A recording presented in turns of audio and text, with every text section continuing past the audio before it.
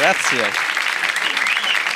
Ci stiamo svegliando presto in questi giorni. Devi svegliarti presto. E svegliarti presto, io ho notato, sembra molto più facile la sera prima, quando stai per addormentarti. Sei ingenuo, ti senti furbo. Ma sì, mi sveglio domani, non faccio come oggi. Mi sveglio presto. E fai quella sciocchezza che metti l'orario settato, la sveglia in un orario particolare, 7:58. Il giorno dopo, io ho fatto questa sciocchezza più di una volta.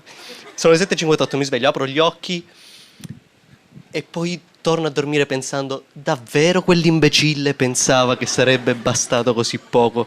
Tutti questi anni ancora non mi conosce? Ti do un consiglio, ragazzo, la prossima volta lascia la sveglia lontana dal comodino, forse quello può funzionare. Ma non so come, ho avuto un appuntamento con una ragazza, di recente, non in assoluto.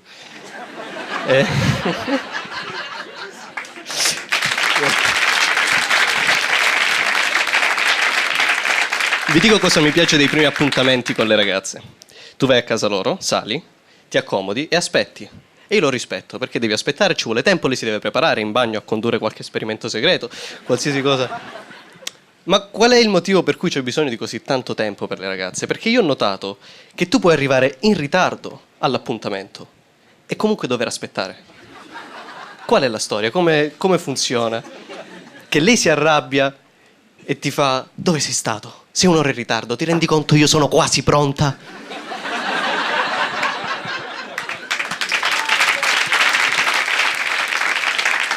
Io sono arrivato alla conclusione che le donne hanno bisogno non di tempo, loro hanno bisogno del tuo tempo.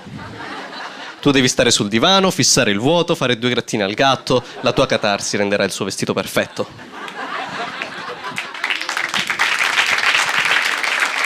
E siamo nel 2015. Statisticamente parlando, se esci con una ragazza nel 2015, avrai a che fare con un gatto. Sono molto popolari in questo periodo, non so se avete notato, cavalcano l'onda. E mi piace il fatto quando conosci il gatto per la prima volta, sei così entusiasta. Perché questo è il gatto. Le foto, Facebook, Twitter, video, tutti lo conoscono, è una star. Tu non sei nessuno. E ti guarda con quello sguardo snob solo perché voi due uscite insieme, non significa che io e te dobbiamo essere amici.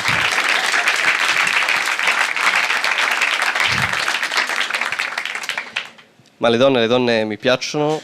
Le donne, ho notato, sono molto più indipendenti degli uomini. Gli uomini dipendono dal parere delle donne, farebbero qualsiasi cosa per piacere alle donne. E io penso che è così che è nata questa storia delle barbe lunghe, questa moda. Non c'era prima, avete notato?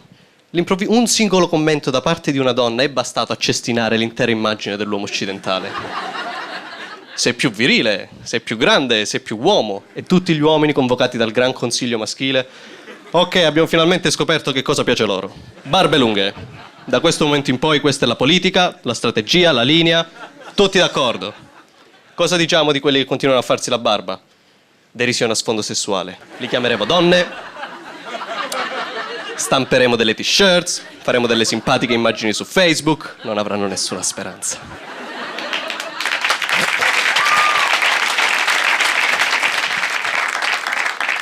E lo so, c'è molta stupidità in giro. E a me piace la stupidità. È una delle cose che mi fa più ridere in assoluto. Sono un grande fan della stupidità. Per me non c'è niente di meglio di quello che dice: come sta la sua bella signora? Al tipo che è stato appena lasciato. Quello che entra nella porta girevole dal verso sbagliato. Che si pianta il cono gelato in fronte per mancanza di coordinazione. Ma la stupidità evolve, cambia. E questo è il periodo d'oro della stupidità, perché tutti possono esprimersi. Social network e smartphone sono stati inventati per tirare a fondo tutta la potenzialità della cosa. Appena un pensiero lo condividi, appena 2 neuroni si incontrano, tac, ti fai la foto. E io non penso che tutti quelli che scrivono su Facebook sono stupidi, ma tutti gli stupidi scrivono su Facebook. Certo, stare lì a leggere quello che scrivono gli stupidi, anche tu hai un bel problema. Grazie mille, buona serata. Francesco Frascati.